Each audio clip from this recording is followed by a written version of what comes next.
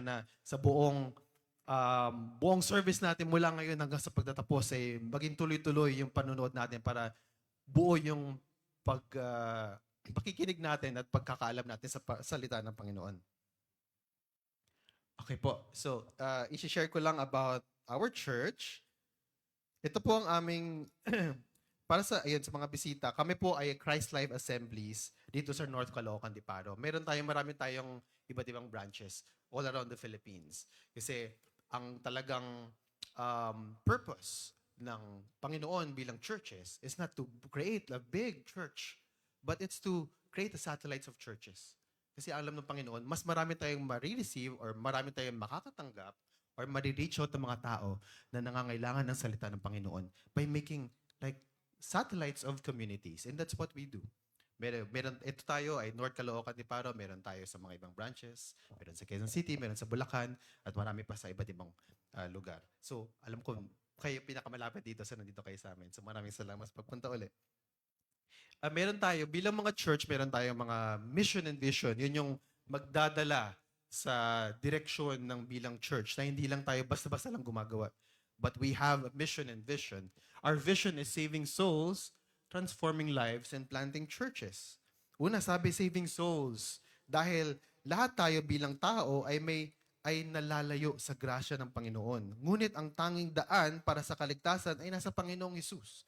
And that's what we do. We save souls bilang tao, bilang tagasunod ng Panginoon. Ikalawa, transforming lives. Hindi lang tayo natatapos sa pag-save ng souls. We also help transform their lives and at the same time, matransform din yung buhay natin. Naniniwala po tayo na ang tunay na pamumuhay ng ligtas ay hindi lamang natatapos sa pangdagap sa Panginoon, pero ang pagbabago din sa ating lumang makasalanang buhay patungo sa buhay na liwanag. So we were sinners, but we are now renewed and restored. The old has gone, the new has come. Diba? Make disciples of nations, sabi ni Lord yun. When He resurrected, that's His final commandment to us as church. Make disciples of nations, and that's what we are. That's our goal, na hindi lang tayo mag-disciple ng individual, but nations. And our calling as Filipinos is to disciple this nation, Philippines. Ikatlo, planting churches. Tayo po ay tinatawag na ikalat ang gospel sa bawat sulok ng mundo. At hindi magagawa po natin maabot ang bawat sa pagtatayo ng fellowship churches. So magagawa natin to plant churches or to reach out to the ends of at least in the Philippines to plant churches. But through that, we can also reach out to different nations. So yan po ang aming vision. And our mission is our family of churches aim to live the life of Christ through the power of Holy Spirit and to advance the kingdom of God here now through communicating the gospel of Christ Jesus in words and in deeds. So yung mission natin nakakonekta sa vision. Yung mission, yung magiging aksyon na kailangan natin gawin to achieve our mission, our vision. Okay po. Next, may mga next slides pa tayo to tell us more about our church.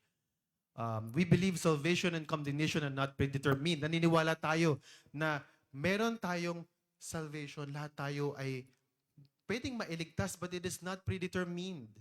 But it is instead our choice. Kasi nung ginawa tayo ng Panginoon, we were given a free will. So instead, it is our conscious alternative chosen by man from a loving God. So ang salvation, ibinigay para sa lahat, pero hindi lahat maliligtas.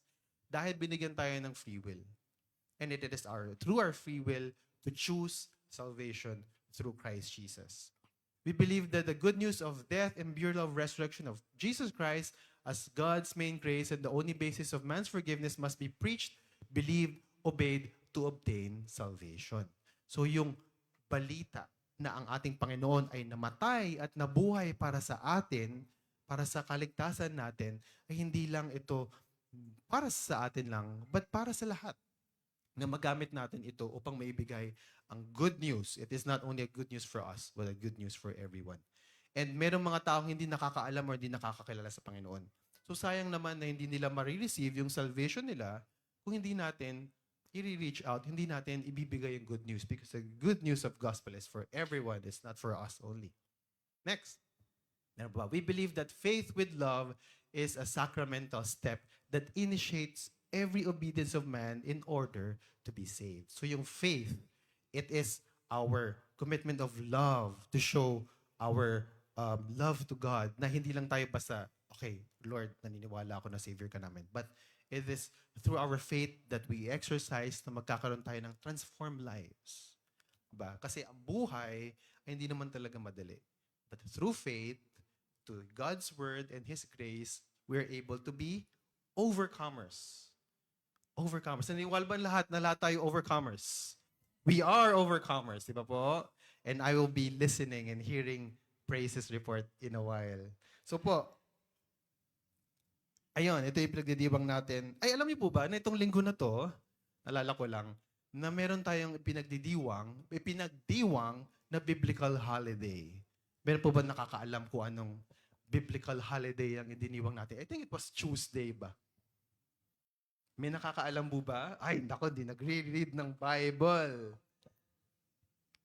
Baka may taas ng kamay gusto magsabi. Yeah, sige. Purim, yeah. May nakakaalam po ba kung ano yung Purim? Sineselebrate ito sa Jewish holiday. They celebrate it. But it is also biblical. Ang Purim ay nasa Book of Esther. May nakakaalam po ba ng Book of Esther? May nakakaalam?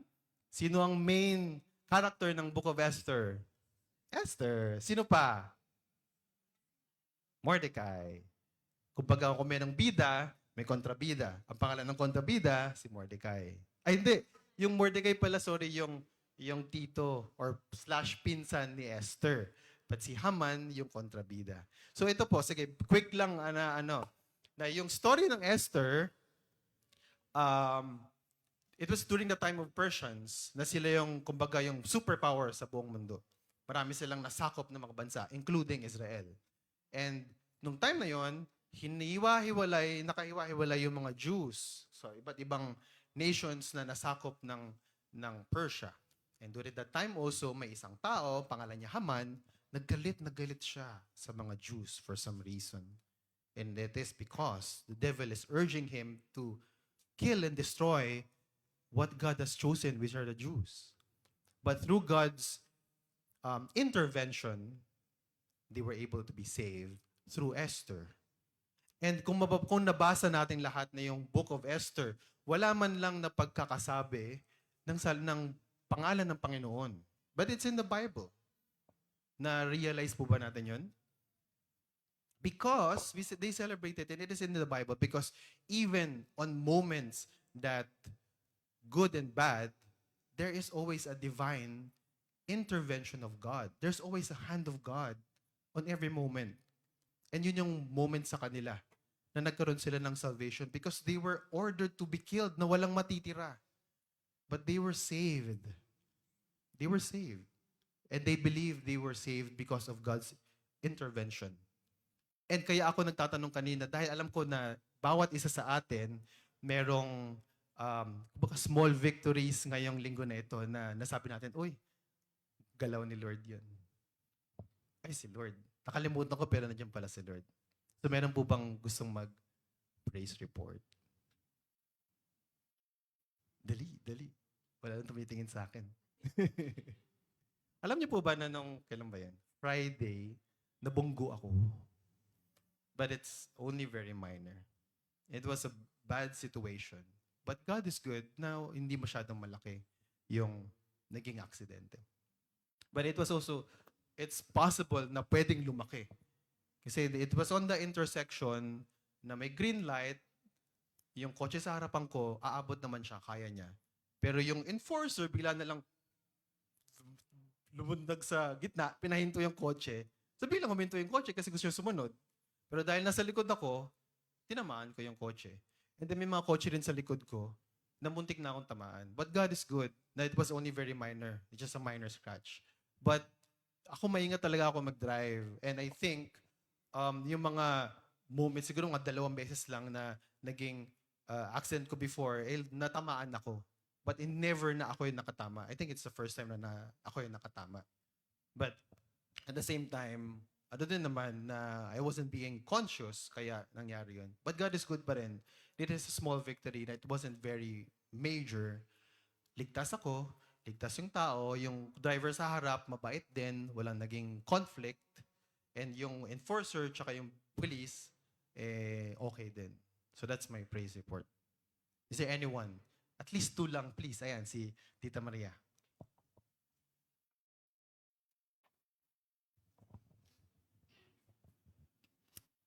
Good morning po. Gusto ko lang po purihin ang Panginoon sa ginawa niya sa amin. Ah, nakaraan kasi si Arnie, yung bunso namin na anak, nagkaroon siya ng UTI pero napakataas ng impeksyon ng UTI niya. Wala siyang sintomas basta bigla na lang sumakit yung tagiliran niya. So, si Arnie kasi, sakitin, parang ganon. Tapos, abang tinitingnan ko siya, na sabi niya sa akin, nanginginig yung buong katawan niya, tapos, ang taas ng kanyang lagnat.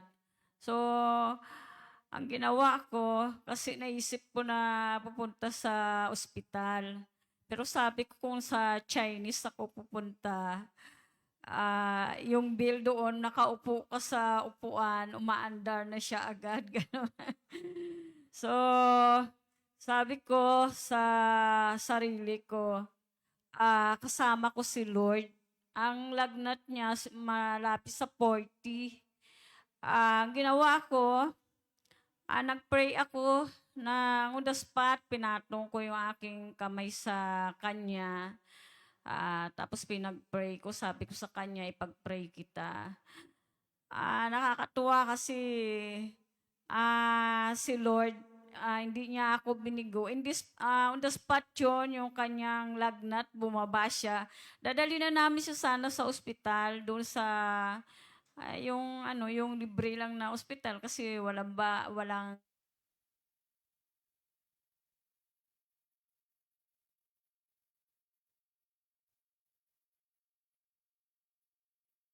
pinupuri, ayan. Pinupuri ko si Lord. Akala ko mag-antay pa ako ng mga ilang oras o kaya ilang araw. So nung pinatungan ko ng kamay si Arnie, alam ko hindi ako 'yon.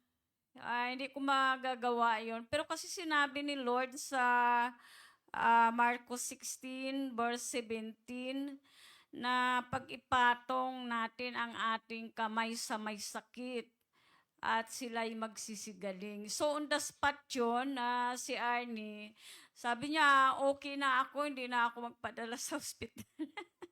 So pinupuri ko yung Lord kasi muli na naman pinatunayan niya yung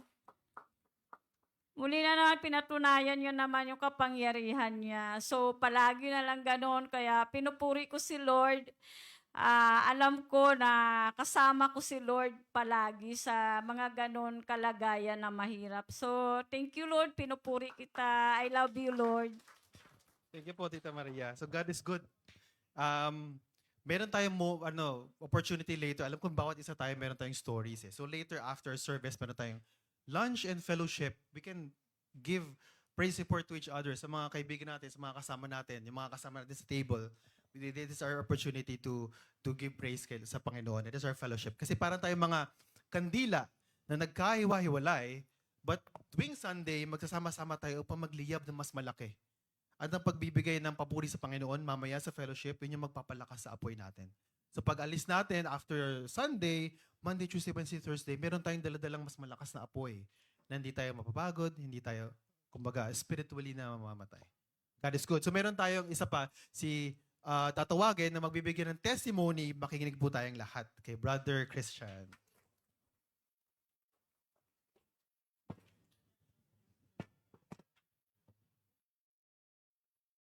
Hello, sound. Yeah.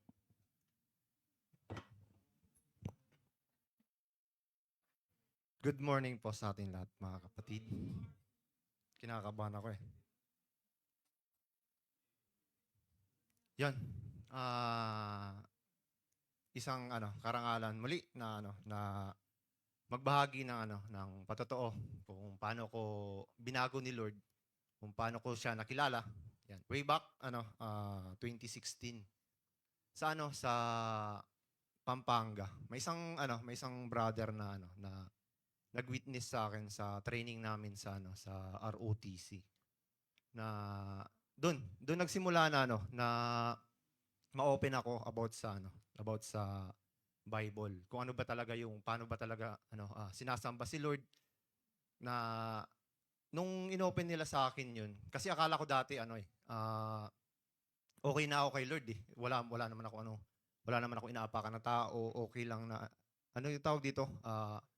Palasimba ako dati nung high school. Tas nung inopen nila sa akin yung salita ni Lord. Nabuksan yung curiosity ko. Tas yung akala ko dati na na tama yung pagsambaw kay Lord. Ibang-iba na aral yung turo sa akin dun sa nung binuksan yung Bible na sa akin. Kaya si Lord nasa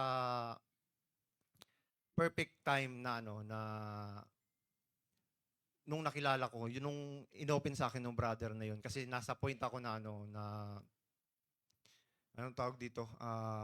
Down ako na to the point na gusto ko nang end yung life ko na magpasagasa na lang ako kasi yung pressure ng mundo, yung pressure sa school, tas yung iniisip mo pa na na alam mo yun, nag-iisip ka na paano ka maabot yung mga pangarap mo. Kasi malaki yung expectation sa akin nung family ko na which is nasa isip ko lang na kasi dapat magsusundalo ko during that time. Pero yung dalawa kami ng kapatid ko na pinagpe-pray yun. Pero isa lang nakapasa kami sa exam. Pero nung ano tawag dito? Sa physical exam na, ano tawag dito? Ay, sa medical pala. Nabagsak ako. Kaya, yun, yung yung heart ko, na ang tawag dito, na grabe yung epekto sa akin na to the point na na dumagdag pa yun sa sa bigat na na why Lord, sabi ko sa kanya. Pero si Lord palaging nandyan para i-comfort. Kasi akala ko dati yung the way ng pag pagsamba ko sa kanya na nagsisimba ako. Akala ko tama yun na sa sa Bicol kasi taga Bicol kami. Meron kaming anong tawag dito?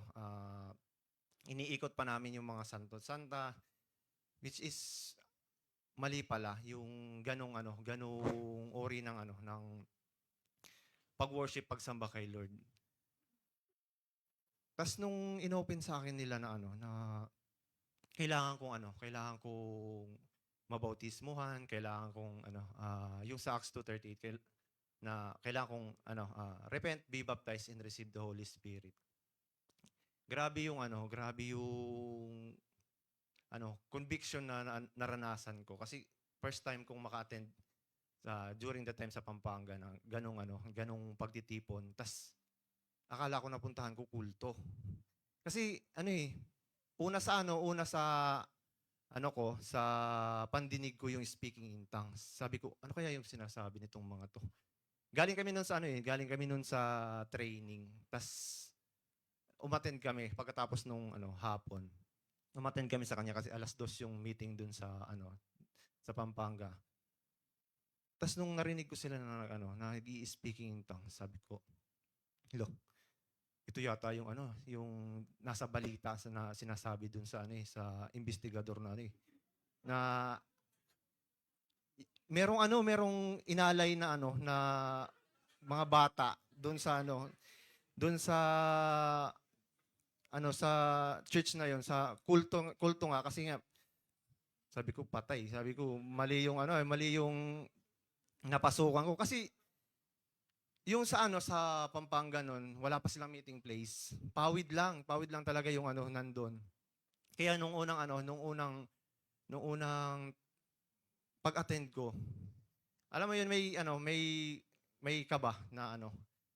Pero nung kinakausap na nila ako patungkol sa salita ni Lord, nawala yung ano na yun, nawala yung pangamba, yung doubt na tama ba yung napasukan ko. Kasi nung na-open sa akin na yung pagsasalita ng iba't ibang wika ay initial evidence na na nakatanggap ka na ng banal na espiritu. Tas sinabi nila dun sa ang nagsasalita sa mga wika ay hindi sa tao nakikipag-usap kundi sa Diyos. Nung na-open sa akin yun, yung conviction na meron ako. Challenge ko yung sarili ko, sinabi ko kay Lord kasi una nun sabi ko nag-decide ako na ipag-pray nila ako na makareceive ng Holy Spirit pero di ako nakareceive. Kaya challenge ko yung sarili ko, sabi ko, Lord, kung totoo na yung sinasabi mo sa salita mo, iparanas mo sa akin. Patuloy ko gabi pag-uwi ko hiningi ko kay Lord yung Holy Spirit, yung na makatanggap ako ng banal na espiritu. Tas lumipas yung mga isang linggo, Sunday, tas bumalik kami nun. Tas nung pinag-pray nila ako, dun na-receive ko yung Holy Spirit nakapagsalita ako ng iba't ibang wika. Tas yung feeling na na yung conviction sa heart mo na yung joy na na di mo ma-contain sa sarili mo. Di talaga ako makapagsalita nung sinabi nila ako. Sabi ko, oh? Tas nung ko yun nagtanong ulit ako, sabi ko, masasalita ko pa ba rin yun yung kapag nasa normal na hindi na ako mag-start ng hallelujah. Tas nung nagpray kami, yun. Yung pagsalita ko magpe-pray na ako, yun na yung ginagamit ko. Kaya yung heart ko na sumunod kay Lord ay sabi ko hindi ko sasayangin yung buhay na ibinigay mo sa akin, Lord. Hindi ko sasayangin yung yung effort mo na na i-save ako sa pagkaalipin sa kasalanan. Kasi akala ko dati okay na yung okay na yung pagsamba ko kay Lord. Akala ko dati na kahit wala kang ginagawang masama, wala kang naapakan na tao, okay na yun. Pero yung hinihingi pala ni Lord na pagsamba is yung na sabi sa scripture na sasambahin siya sa spirit and in truth. Kaya nung naranasan ko yun na pinaranas sa akin ni Lord yung yung bagay na yun. Tinatak ko sa isipan ko na na hanggang dulo, Lord, sasambahin kita, pupurihin kita na hindi hindi na yung dating ako yung na hindi nag sisik sa kanya na kung ano yung katotohanan. Nung naka-receive ako ng Holy Spirit, talagang yung pagbabasa ko ng Bible, tas yung pagpe-pray ko, eager yung sabi ko kasi kay Lord, Lord, magpakilala ka pa sa akin. Gusto kitang makilala. Kasi as a Christian yun yung magiging life mo. Kilalanin si Lord. Alamin yung purpose mo sa buhay na ito. Kasi dati, pag ako nagbabasa ng Bible, sinimulan ko yan sa Revelation. Kasi wala sa akin nag-guide. Tapos yung pagbasa ko pa ng Revelation noon, doon sa pinakadulo, pabalik.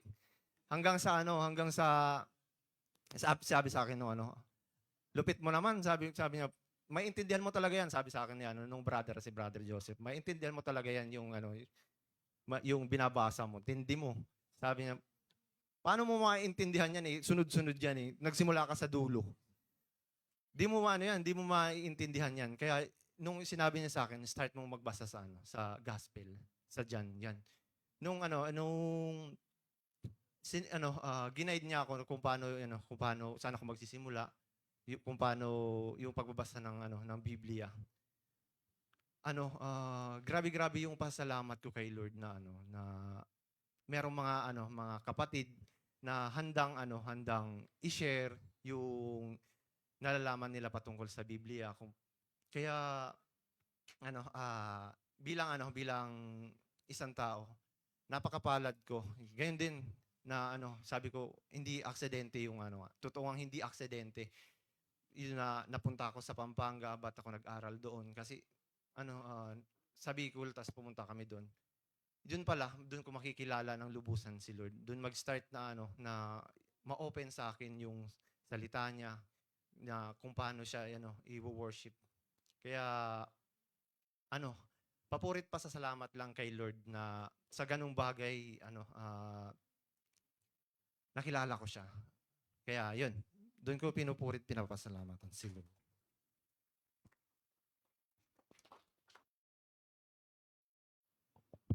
Oh, God is good. Si Brother Christian pala, magsusundalo sana. But now, he's soldiers of Christ, di ba? Soldier of Christ. Yun yung pagkakatawag pala niya. And nakaka-relate naman tayong lahat na talaga sa buhay, naniniwala man o hindi, or tagasunod man ng Panginoon o hindi, talaga meron tayong struggle sa buhay. Minsan araw-araw, minsan paminsan-minsan, pero meron at meron talaga tayong mararanasan na parang mabigat or parang defeated. Ayun. Tapos, yung mga instances na yon, talagang nangangailangan tayo ng guidance. Diba? And, yung portion na darating, na next portion natin ngayon, yun yung magtutulong sa atin to guide us. Kasi ba, kunwari, for example, meron tayong, example, cellphone, like iPhone. Kapag nasira yung iPhone, diba, saan mo dadalhin? Hindi mo naman yung papagawa sa Samsung, hindi mo naman yung papagawa sa Talyer. Diba, dadalhin mo yun sa iStore. Kasi yung gumawa nun, ang may alam paano ayusin. And tayo sa buhay natin, sino ba gumawa sa atin? Ang Panginoon. So, ang dadali natin sa sarili natin sa Panginoon upang maayos tayo. Through the Word of God. Binigyan tayo ng Bible through the Word of God. And we are also blessed and given to have given a very insightful pastor na hinimay niya yung salita para sa atin, na maintindihan natin ng maayos at tama at nararapat. So, i-welcome po natin si Pastor Jad.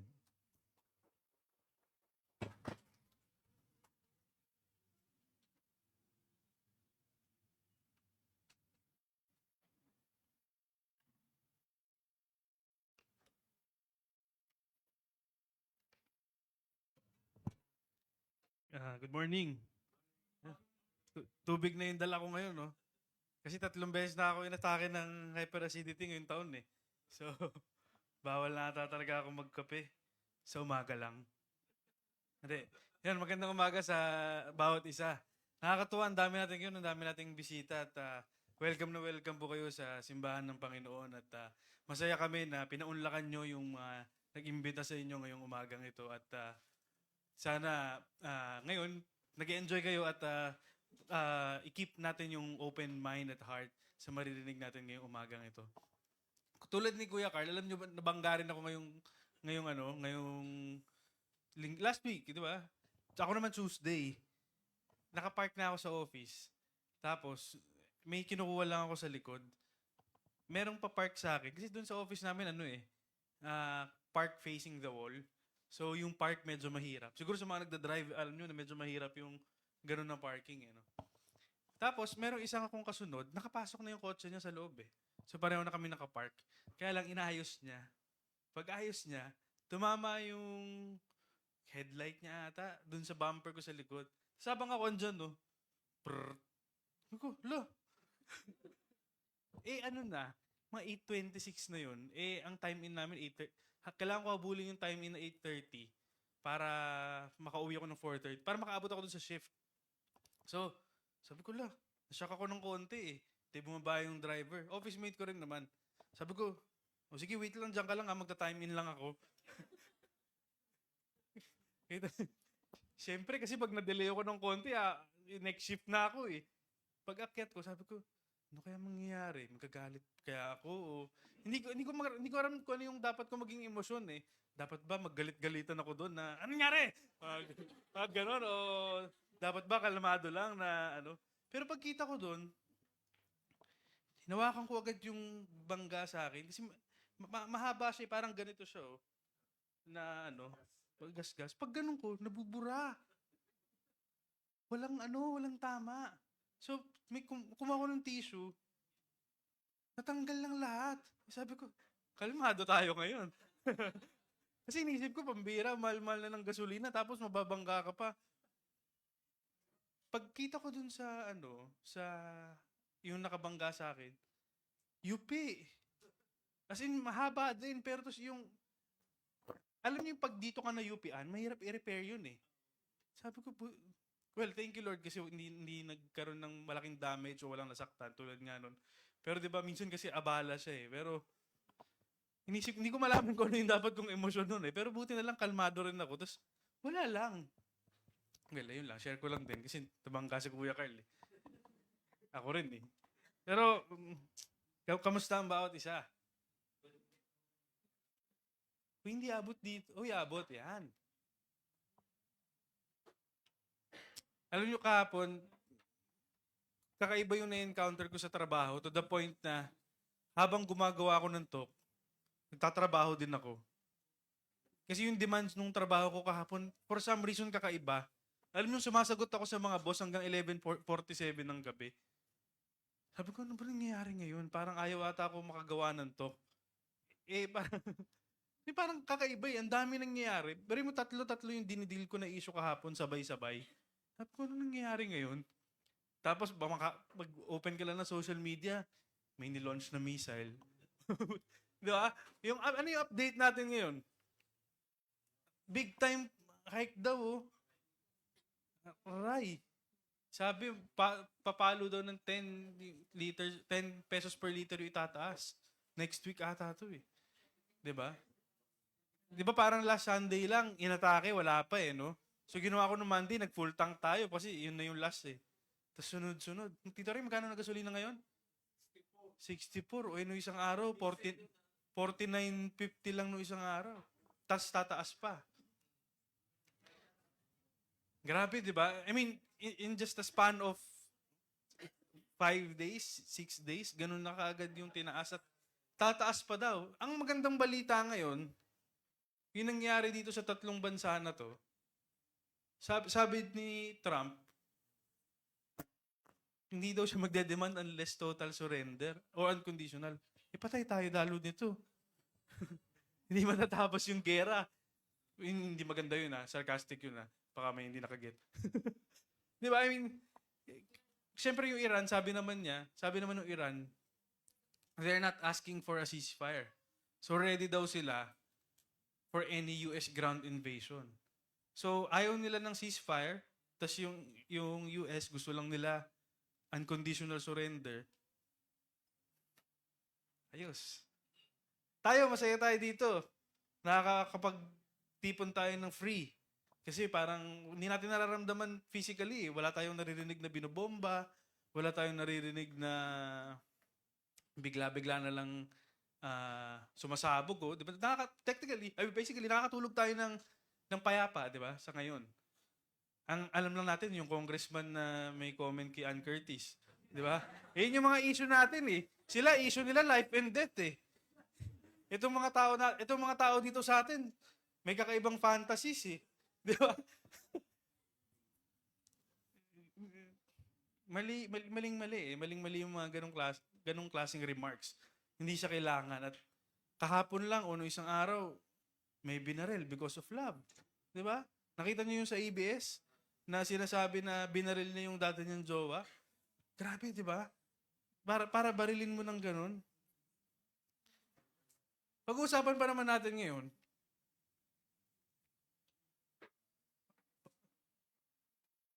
uy, wala. Yun. Tungkol sa love. Ay. Pag-uusapan natin yung tungkol sa love. Ano ba meron sa love?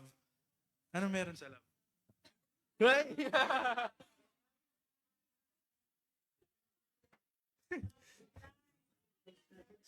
Nakaputi siya pero biglang namula eh. Biro lang bro. Biro lang. So pag-usapan natin ngayon yung love. Di ba? Kasi ano ba yung... Siyempre, sinong na in love na dito? Uy, may parang bata pa yung nagtaas ng kamay doon Question, Ano nung Happy Valentine's? Next. Parang ayaw gumana dito. Why do we love? Bakit ba tayo nagmamahal? 'Di ba? Siguro parang yun yung nature nating mga tao, 'di ba? Na nagmamahal tayo. At some point, gusto natin makaramdam din ng affection either sa pamilya natin o kaya sa friends or significant other, 'di ba? Yun yung usual eh. So, usually o dapat in general, una nating matatagpuan yung love sa family, 'di ba? Kasi sa family una magpaparamdam sa ng love eh. Kung paano ka inarugaan ng magulang mo, etc. But what if hindi natin mahanap yung love sa sarili nating pamilya? Yun yung reality, 'di ba? Nangyayari siya na hindi lahat natatagpuan natin sa pamilya. Minsan doon tayo kulang, 'di ba? Na para bang ano kayang plano ng magulang ko sa akin? Ba't parang ganun? O hindi ka makapag-open sa parents mo kasi feeling mo hindi ka nila naiintindihan. O hindi ka nila naiintindihan o hindi mo rin sila naiintindihan. 'Di ba? Pwedeng ganun, 'di ba? Feeling natin hindi tayo naiintindihan ng magulang natin, hindi rin nila tayo maintindihan. Yun yung tingin natin. O baka maaring yung mga magulang natin kailangan din ng tulong para matulungan din tayo. 'Di ba? Kasi aminin natin, may mga magulang na hindi ready. May mga magulang na na-shock lang. 'Di ba?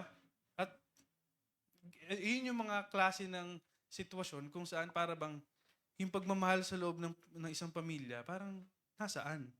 Eh, dapat doon eh. So, anong nangyari? Hinahanap natin siya, madalas sa romantic relationships. 'Di ba? Kasi doon ka una makaka-feel ng love eh. Na para bang inalagaan ka. Yung simple na papadalhan ka ng ganito, sisabihan ka ng kung ano-anong salita na matatamis. Di ba nakakakilig yun? Naranasan nyo nakiligin?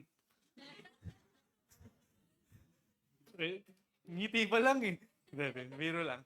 So di ba, minsan kung wala tayong makita, hinahanap natin siya sa tao, sa ibang tao. Gusto natin romantic relationship. Or, sa friends. Di ba? Sa friends natin hinahanap, gusto natin yung company ng friends natin. Kasi syempre, doon ka makakaramdam ng pagmamahal eh. Alam niyo yung barkadahan na walang iwanan? Sinong ganun? Kayo ba, wala kayo iwanan? Wala. Bakas-bakas sila, di ba? O kaya maganda kasi sama-sama rin sila nag-church. Backstaban, no? Nag-open forum din ba kayo? Parang ang tandaan nun, ah. Parang ang tandaan ng ganung ano. So, minsan ganun eh. Doon natin nakikita yung love. Madalas, siyempre dapat sa family, sa romantic relationship, sa friends, etc. Sinisik natin yung love or sinisik natin yung comfort. Pero what if merong false love? Pag-usapan natin to, tsaka yung perfect love of God. Ano ba yung false love na ipinapakita lang sa atin? Na, paano ba natin masasabing false yung love? Siguro pag manipulative, no? Yung type ng love na pinapakita. Controlling, o kaya self-centered yung love. Or nanggagaslight, nang-victim blame. Ganun yung false na love. Pero may perfect love ng Panginoon. Pag-usapan natin siya. Sa Bible, meron isang story. Kilala niyo si Samson and Delilah? Ito wag na. Kilala niyo pala eh. Biro lang. Basahin natin yung story nila. Mabilis lang. Daanan lang natin. Titingnan natin dito kung gaano. Ang point ng story natin dito is kung paano na manipulate si Samson. Basahin natin yung story. Sometime later, he fell in love with a woman named Delilah, he pertaining to Samson, who lived in the Sorek Valley. Back. Yeah. Nagsasabay ata tayo. Pero sige, next slide. Yan. The Philistine leaders went to Delilah and said, "Persuade him to tell you where his great strength comes from so we can overpower him, tie him up, and make him helpless. Each of us will then give you 1,100 pieces of silver." So si Delilah, merong ganung deal dun sa Philistine leaders nung time na to. Pag na-persuade mo si Samson, nalaman mo kung saan nanggagaling yung strength niya, bibigyan ka namin ng 1,100 pieces of silver. Next. So Delilah said to Samson, "Please tell me where does your great strength come from? How could someone tie you up and make you helpless?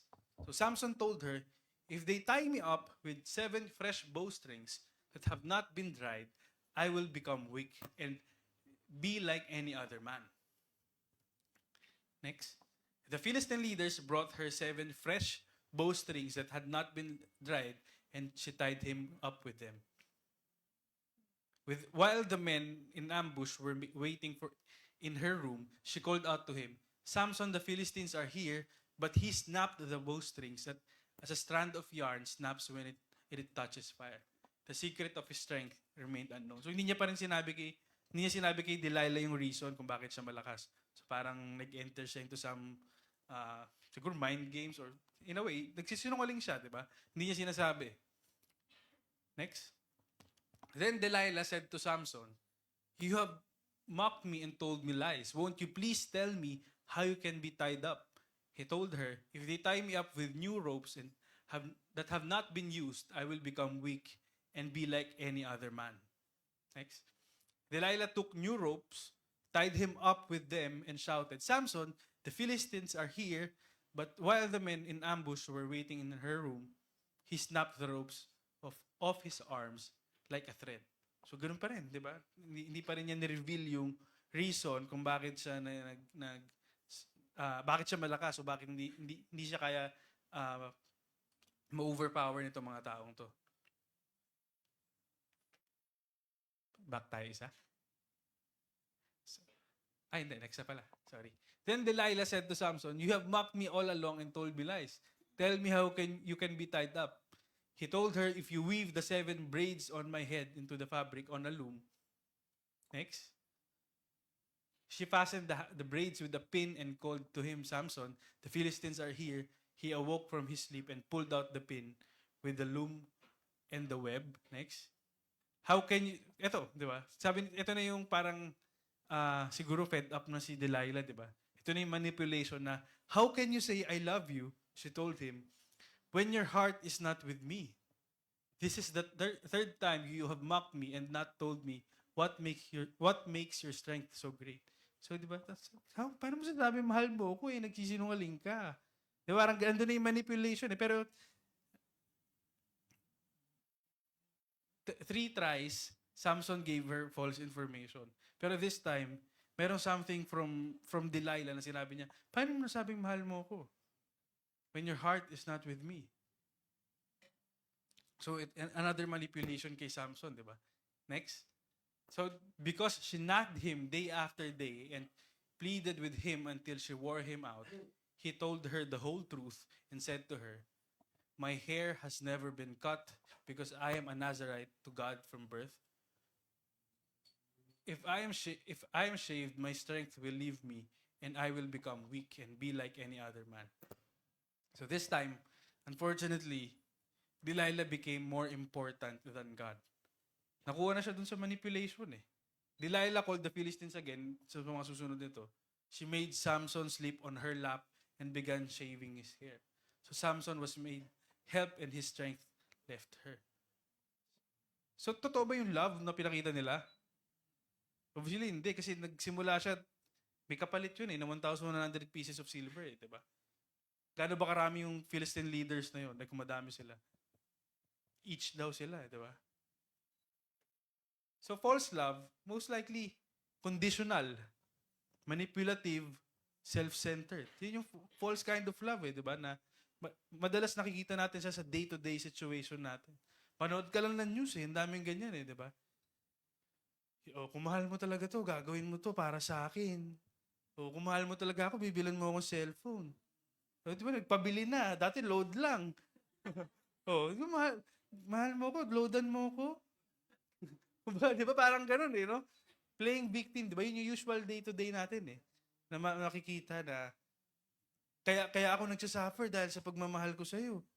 Di ba? I mean, tinatry mong kunin yung emosyon ng tao para maawa sa'yo. Yun yung false kind of love na meron yung mundo natin Na pilit nila tayong tinatili sa ganun. Alam nyo ba merong case na ganun? May tinatawag na battered woman syndrome. At self-defense siya sa law. Kasi may tinatawag na, di ba familiar kayo dun sa self-defense na parang pag may napatay ka, pag you acted in self-defense, pwede ka maging free. Di ba? May tinatawag na battered woman syndrome na parang pag yung babae daw biglang nag-snap, bigla niyang pinatay yung asawa niya, parang out of nowhere, pwede siya maging free from any liability. Kasi, pag napatunayan na based on psychological facts or test na battered woman siya, may cycle siya eh. Kasi, di ba yun nga, conditional, manipulative, and self-centered. So, next. For the world, love means getting what I want. Diba? Love means acceptance without correction. Love is possessive or controlling. Ito yung usual kind of love na nakikita natin. Kaya sobrang, yung iba takot na magmahal. Diba? Yung iba ayaw na. Minumuyo ko pa.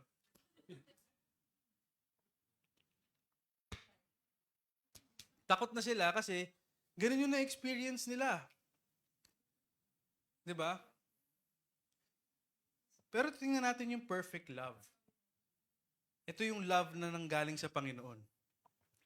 Kung ano yung difference ng perfect na pagmamahal kumpara sa maling klase ng pagmamahal. Tingnan natin sa 1 John 4. Dear friends, let us love one another because love is from God, and everyone who has been born of God and knows God. Diba? The one who does not love does not know God because God is love. Ay, wala na po. Ayaw agad nung clicker. Ayun. Diba? So dito, parang si John, ini-introduce niya yung first reason why Christians love or why Christians should love. First, because God is love. The verse conveys the idea of making sure that love is a habitual practice. Kasi a person cannot claim to be godly if there's no in love with him. Diba? So, in general, ang Christians ay loving na tao. Ang mga Christians ay mapagmahal na tao. Dahil ang Diyos na sinasamba natin ay mapagmahal. Next. God was revealed among us in this way. God's love was revealed among us in this way. God sent His one and only Son into the world so that we might live through Him. Love consists in this, not that we loved God, but that He loved us and sent His Son to be the atoning sacrifice for our sins. So, God sent His one and only Son into the world so that we might live. Bakit kailangan nating mabuhay? Diba? Through Him. Bakit kailangan natin mabuhay? Through Him, through Jesus. Si Jesus yung one and only Son ng Panginoon. Tuloy natin. But that He loved us and He sent His Son to be the atoning sacrifice for our sins. Alam ibig sabihin ng atoning sacrifice? Kabayaran. Di ba? Kabayaran yung ibig sabihin niya. So, parang isang example niya, o parang second reason why Christians should love, or why Christians love, is to follow the supreme example of God's sacrificial love. Jesus was sent for the forgiveness or for the payment sa ating mga kasalanan. Because God hates sin, tama? And He poured out His wrath on His beloved Son in the place of sinners. That we might live. Ganun yung pagmamahal niya kasi God hates sin. Hindi niya gusto yung kasalanan. At kinakailangan na merong mag-sacrifice para sa kabayaran ng ating mga kasalanan. At sinend niya si Jesus para gawin yun. Diba? Atoning sacrifice or other term niya, propitiation. Tama ba yung pag-pronounce ko? Diba? To satisfy, isang example niya, the sacrifice of Jesus on the cross satisfied the demands of God's holiness for the punishment of sin. So, kung titingnan natin sa Amplified, di ba? That is the atoning sacrifice and satisfying offering for our sins, fulfilling God's requirement for justice against sin, placating His wrath. So, but why was this necessary? Why did God have to send Jesus? Hindi ba pwedeng mahalin ka na lang niya ng as is? Bakit kinailangan pang mamatay ni Jesus sa cross? Sa Isaiah, but your wrongdoings have caused a separation between you and your God, and your sins have hidden his face from you, so that he does not hear. Because of the transgression of the people, the sin na patuloy, nagkaroon ng separation sa Diyos. Our sins created a separation between us and God. And even though God loves us, sin makes us unable to fully experience that love. That's why Jesus had to come.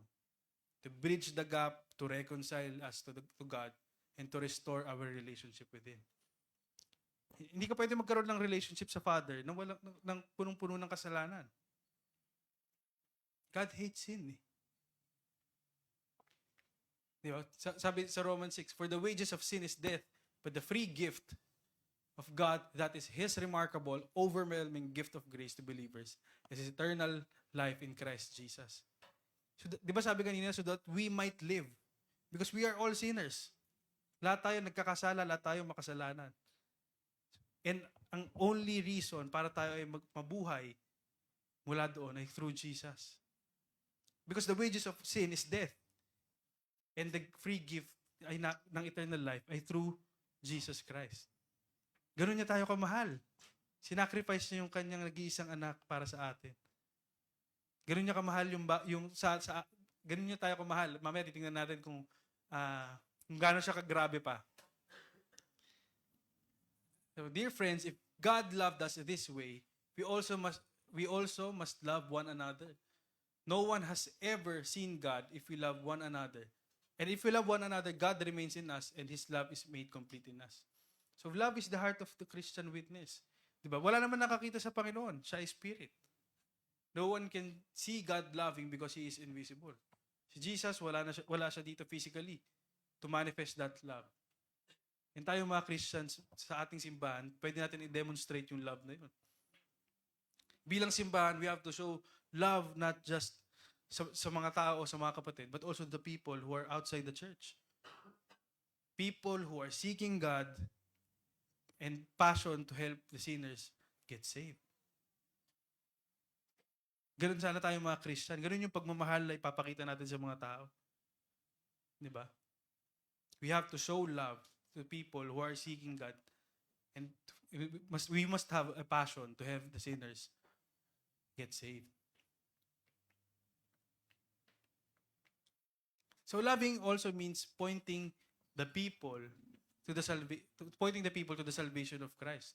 Diba? That should be the same attitude for us Christians. We should want other people to live also and be saved through Jesus. It's also, parang isa rin siya sa pagpapakita ng pagmamahal. Pag gusto mo yung mga tao na si-save, alam mo yung mga tao, alam mo rin yung kahihinatnat ng mga taong wala sa Panginoon. At kung mahal natin sila, minahal tayo ng Diyos ng sobra-sobra, at tayo ay naka-experience sa kanyang kaligtasan, yung mga taong hindi pa nakakarinig ng salita niya, deserve din nila marinig yun. Kasi kasama sila sa ililigtas ng Panginoon eh.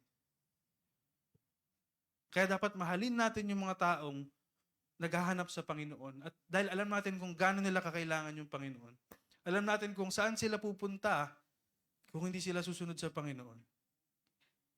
Kaya kung tayong mga Christians, tayo yung dapat may pinakamalawak na understanding tungkol sa pagmamahal ng Panginoon.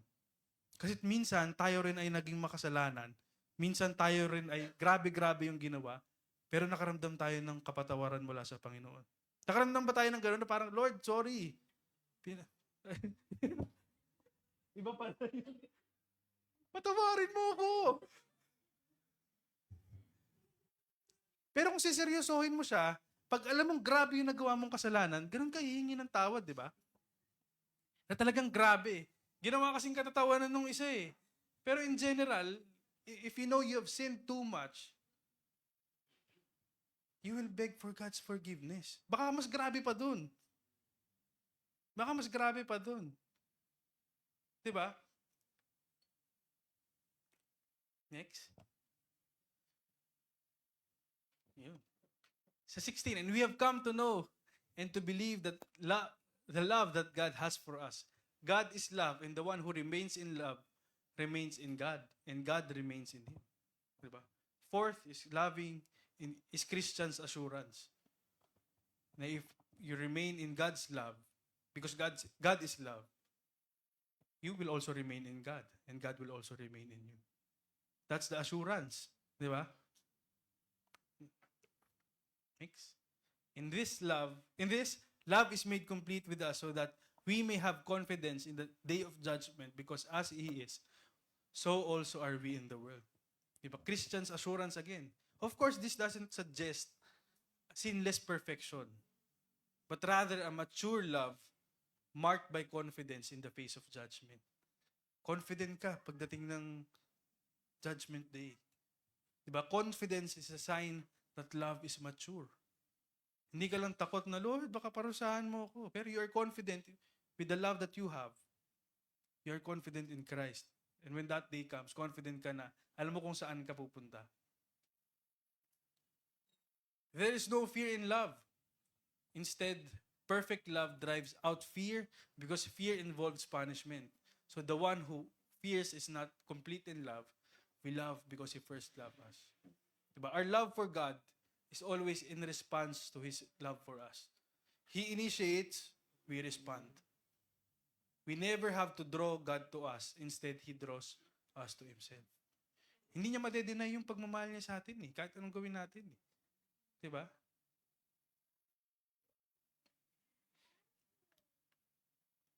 Pero, dito sabi, if anyone says, I love God, yet hates his brother or sister, he is a liar. For the person who does not love his brother or sister, whom he has seen, cannot love whom he has not seen. Kung isipin natin, edi kahit gumawa ng ganito, kahit may sin, okay lang. Pero it doesn't mean we have to tolerate sin. Diba? Kasi it emphasizes that true love cannot coexist with hatred or neglect. Loving someone also includes correcting, guiding, and helping them turn from sin. Just as God's love disciplined us. Hindi lang pure tolerance. Love includes correction. Di ba sabi nga, kaya nga natin pinapagalitan yung mga anak natin para hindi mapawariwara eh, di ba? Kasi kinokorek mo siya eh. So love involves discipline. It seeks the ultimate good, the restoration of the person, and their relationship with God. So parang in 21, sinamarize siya, we have this command from Him.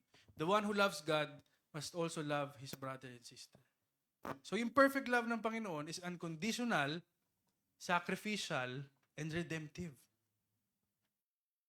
Walang kahit anong kondisyon yung pagmamahal ng Panginoon, kasi hindi niya madedenay sa sarili niya na siya ay mapagmahal na Diyos. Sacrificial because He wants us to live. He sent His Son through Jesus. And through Jesus, we can be redeemed.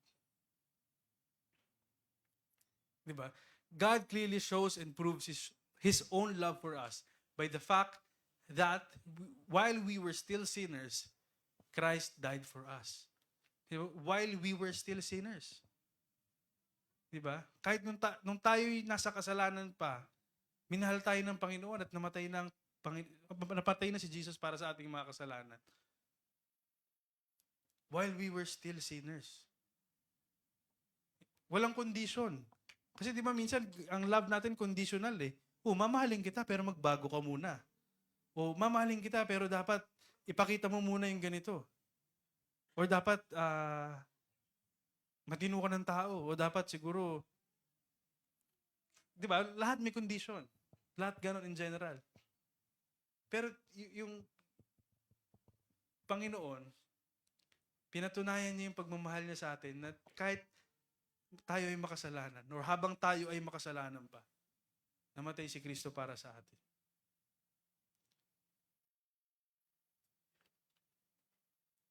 So diba, sa John 15, this is my command, love one another as I have loved you. No one has greater love than this, to lay down his life for his friends. You are my friends if you do what I command you. Diba? Yung love ni Jesus para sa atin. Ikaw, mamamatay ka ba para sa kaibigan mo? Siyempre, hindi. O siya nga. Tira niyo siya yung tinatanong ko, siya yung sumagot agad. Hindi. Pero si Jesus ginawa yun para sa ating lahat. Di ba? Namatay siya para sa ating lahat. Tayo hindi natin gagawin yun eh. Siguro kung kapamilya natin, pero kung friends, malabo, di ba? Baka kahit kapamilya, hindi eh. Di ba sabi ng isang influencer dati, iwan pamilya daw eh. Kung natatandaan yung influencer na yun eh. Pero si Jesus hindi, di ba? Love one another as I have loved you. Alam natin kung gaano tayo kami nahal ng Panginoon. Tayo ay pwedeng magkaroon ng eternal life. Tayo ay pwedeng magkaroon ng chance na makasama siya sa habang buhay. So walang hanggan, sorry. So the cross shows us that love is not manipulation. It is sacrificial, it is redemptive, and eternal. Walang yung love na pinakita ni Jesus sa cross. Walang halong manipulation, walang halong condition. Kasi even while we were still sinners, He died for us so that we can be saved. Will you surrender your life to Jesus and let His love transform you? That's the question. Kasi ginawa niya na yun eh. Di ba? Ano yung gagawin natin para makasunod sa Panginoon? Ano yung gagawin natin para baligtas? Sa Acts 2, sabi ni Peter, repent and be baptized, each of you, in the name of Jesus Christ, for the forgiveness of your sins, and you will receive the gift of the Holy Spirit. Alam mo sa mga bisita natin ngayon, yung nagdala sa inyo dito, yun yung isang paraan nila ng pagpapakita ng pagmamahal nila sa inyo. Kasi gusto nila kayong mapalapit sa Panginoon eh. Di ba? Gusto nila, magkaroon din kayo nung yung experience na sinave sila ng Panginoon. Oo. Di ba? That's one way of showing love to your friends. Hindi lang sa happy-happy. You want them to be saved. You want them to follow Jesus and experience the salvation na na-experience mo nung ikaw ay tumanggap. Nung time na ikaw ay nag-decide na sumunod sa Panginoon. Kaya appreciate nyo yung mga nagdala sa inyo dito. So kailangan natin, basically, lahat tayo ay makasalanan. So kailangan natin pagsisihan yung ating mga kasalanan. Kailangan natin mabautismuhan. At kailangan natin tanggapin yung banal na Espiritu. Diba? Sa 39, for the promise is for you and your children and for all who are far off, as many as the Lord our God will call. So yung promise ng kaligtasan ay hindi lang sa mga naunang tao, para sa ating lahat. At kung sino pa yung mga tatawagin ng Panginoon. So nasa sa atin yun kung paano tayo magde-decide. Kung susunod ba tayo sa Panginoon? Diba? Alam natin kung gaano na tayo kamahal. Yung pagmamahal na grabe-grabe, sa Kanya lang natin pwede yun makita. Maramdaman. Yung pagmamahal ng tao, nawawala yun. Napapagod. Pero yung pagmamahal ng Panginoon, palagi andyan. At gusto ko niyang maligtas. Gusto ko niyang hindi mapahamak. Hindi niya gugustuhin na mapunta ka sa walang hanggang kapahamakan. Kaya kung meron kang chance na sumunod sa Panginoon, grab mo. God's love is available for you right now. You don't have to earn it, and He is offering salvation freely. Thank you, and God bless po.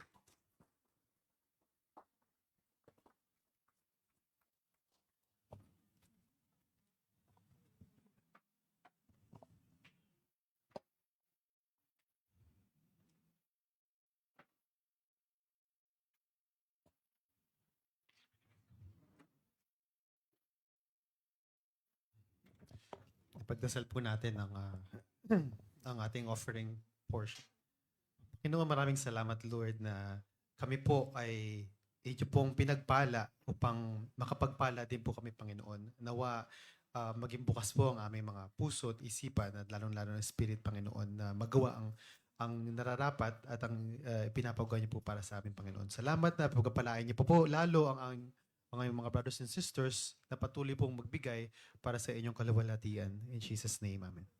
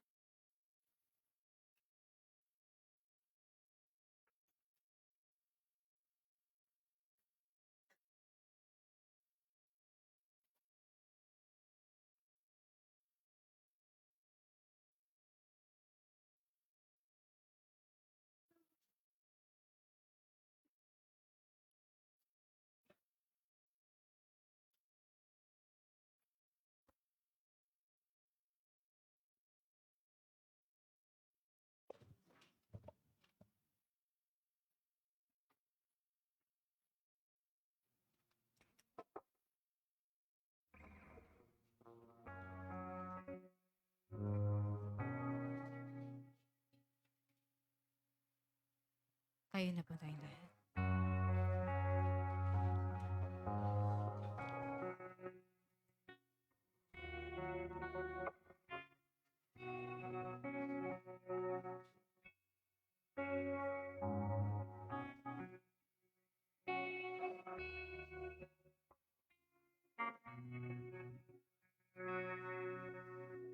I take the bread of life,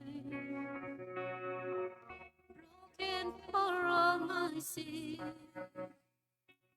Your body crucified to make me whole again.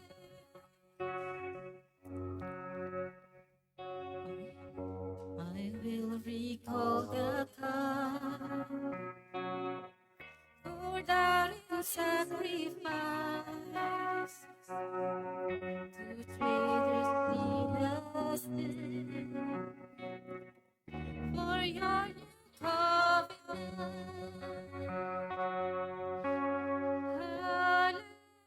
Hallelujah. I live my life in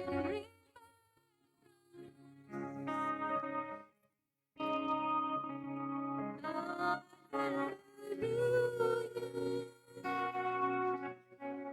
Yes, I won't forget.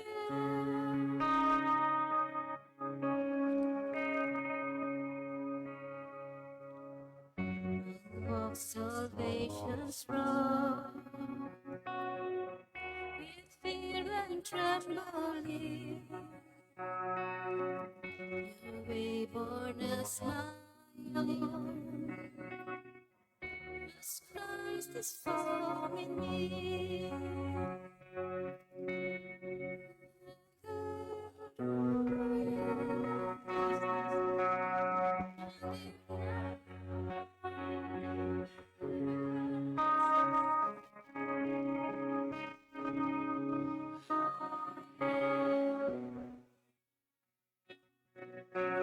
Promise.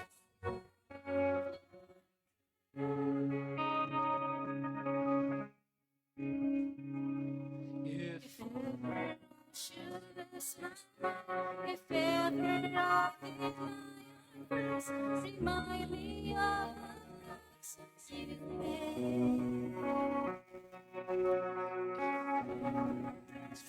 Lose my way, if ever I decline my grace, remind me of the promises you made.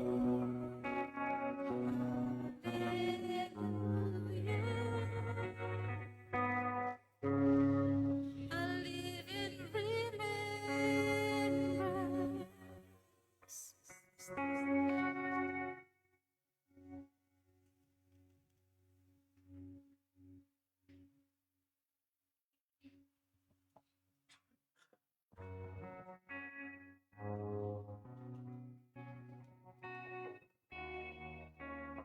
It's all about Jesus.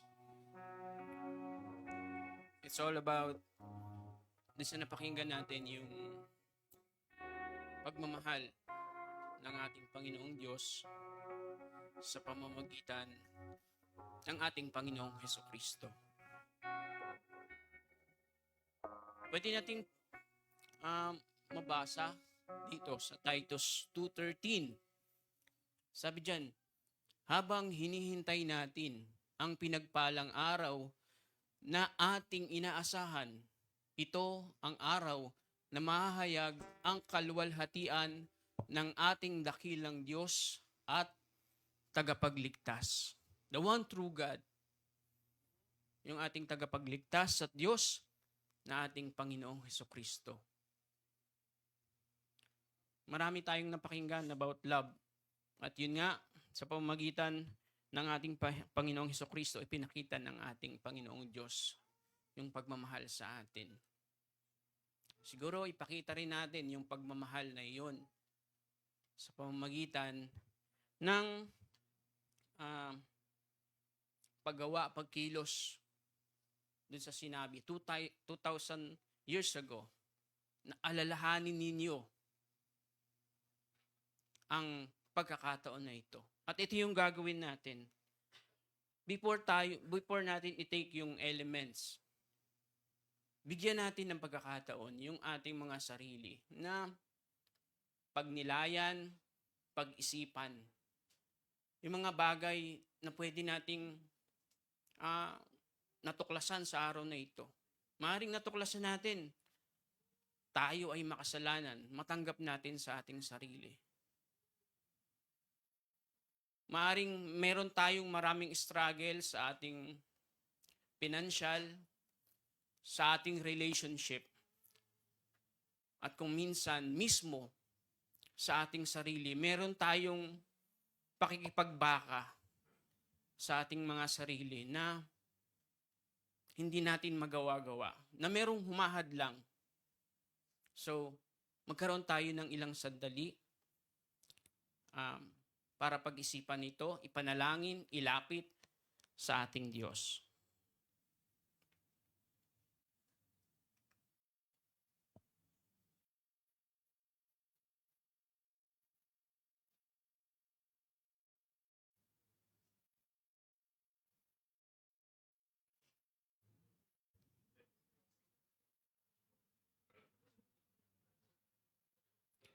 Sa unang Korinto 11:23 hanggang 26,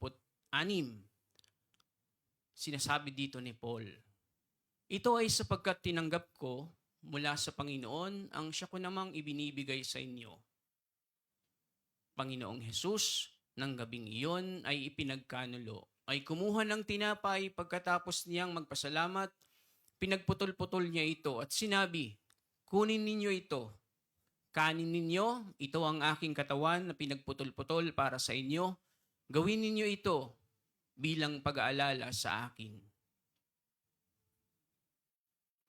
Sa gayon ding paraan, kinuha niya ang saro pagkatapos maghapunan. Sinabi niya, ang sarong ito ay bagong tipan sa aking dugo at tuwing kayo ay iinom nito, gawin ninyo ito bilang pag-aalaala sa akin.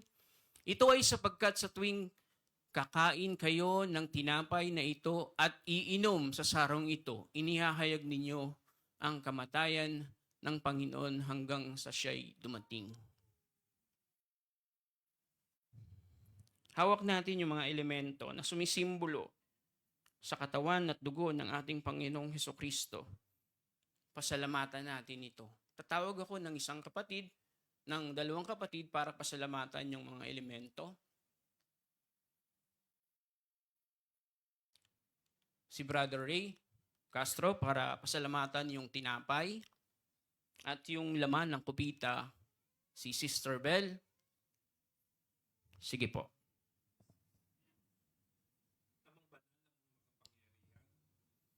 Lubos kami nagpapasalamat sa kadakilaan ng iyong pag-ibig sa amin. Ibinigay mo ang iyong nag-iisang bugtong na anak para kami tubusin at bayaran yung lahat ng aming pagkakasala kasama ng pagpapagaling sa aming mga karamdaman. Siya ay nabugbog, inalipusta, namatay para sa kaligtasan ng aming kaluluwa patungo sa kapahamakan. Salamat dahil sa kabutihan na ito, Lord. Nagkaroon kami ng kasiguraduhan na tawagin kang Ama na siyang gumagabay at patuloy na nagbibigay buhay sa amin. Lagi mong ipinaalala sa amin yung kahalaga nito na malakasan namin na naayon sa iyong kalooban at huwag namin baliwalain yung kaligtasan ibinigay mo sa amin sapagkat yung panahon ay nagmamadali at maraming mga bagay ang mangyayari na sana'y datang mo kami na nasa loob ng iyong kawan at huwag kaming madaya ng mga bagay na makasanlibutan. Ama, lagi namin alalahanin yung ginawa ng iyong dakilang anak na kung saan namatay. Hinihiling namin yung kaprasong tinapay na ito na sumisimbolo ng kanyang katawan na nabugbog, namatay sa krus ng Kalbaryo para sa kaligtasan ng aming buhay at kagalingan ng aming mga karamdaman. Hinihiling namin na ito yung basbasan at pagpalaing sa mataas at makapangyarihang pangalan ng aming Panginoong Hesus. Amen. Amen. Yes, Panginoong Jesus, maraming salamat po, Panginoon, sa araw na ito. Sa lahat ng aming narinig, Panginoon, na naway ay sa pamuhay namin ito, huwag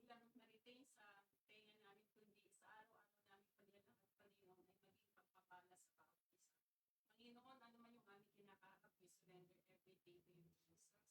At Panginoon, inihiling ko po na paspasan niyo po ang laman ng kupita nito na sumisimbolo ng dugo ng iyong anak na si Jesus na lubos sa krus ng Calvary. Yung precious blood na to, Panginoon, ay napakahalaga sa bawat isa sa amin, Panginoon. Paspasan niyo po ito, Panginoon, bigyan kami ng kalakasan sa araw-araw namin paglalakad sa Diyos.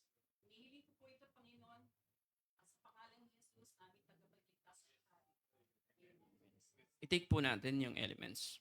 At pasalamatan po dun sa Espiritu na ating tinanggap.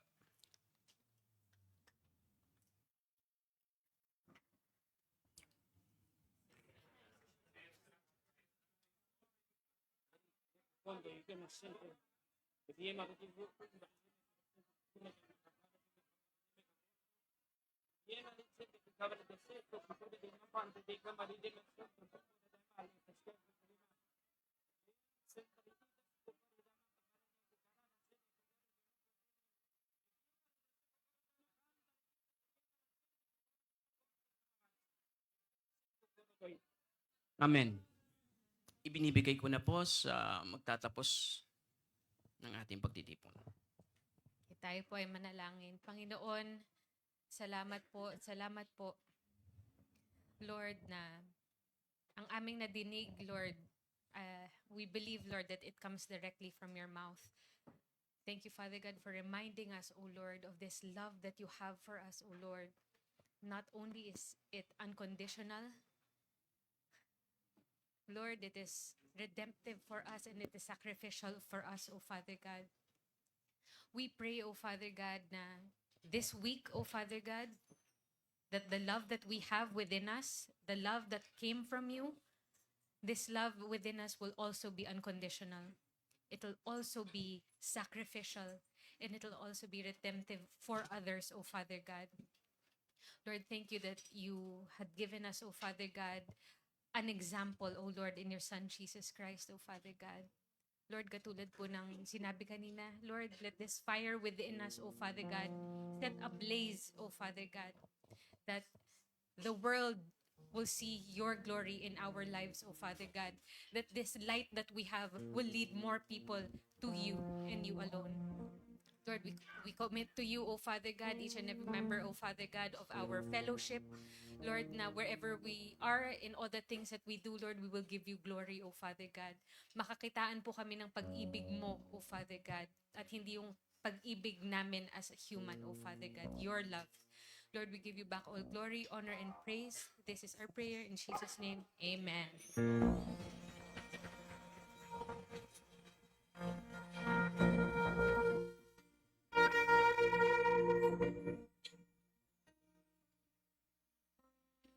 Amen. And yeah, so let's give one more song to close this meeting. Amen. Let's worship our God.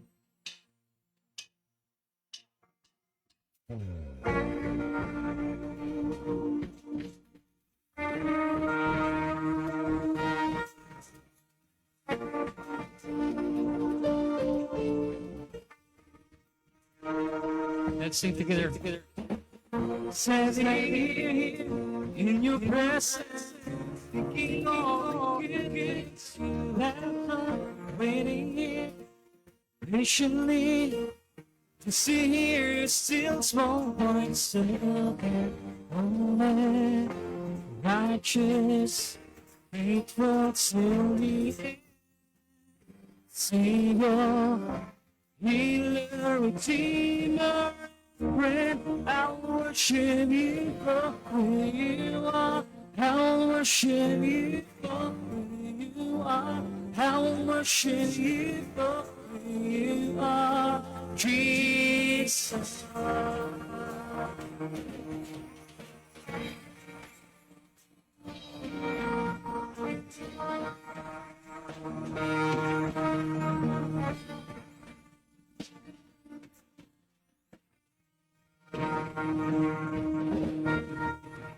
Standing here in your presence, speaking all the good things you have done, waiting here patiently to see here still small voice again.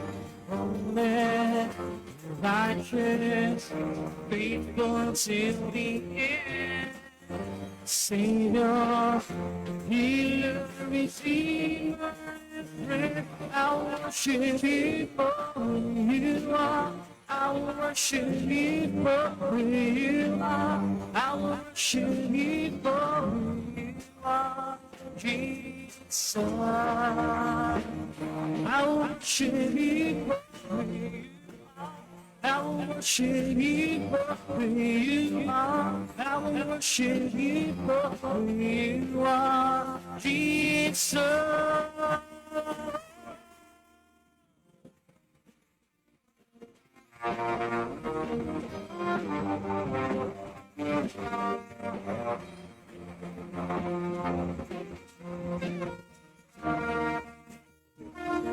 My soul secure,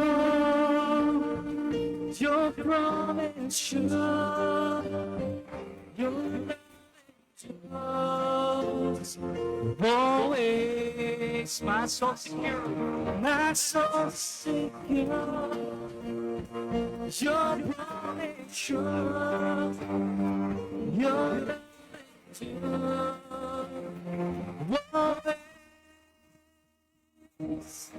My soul secure, your promise sure, your love endures. I worship you for who you are. I worship you for who you are. I worship you for who you are, Jesus. I worship you for who you are. I worship you for who you are. I worship you for who you are, Jesus.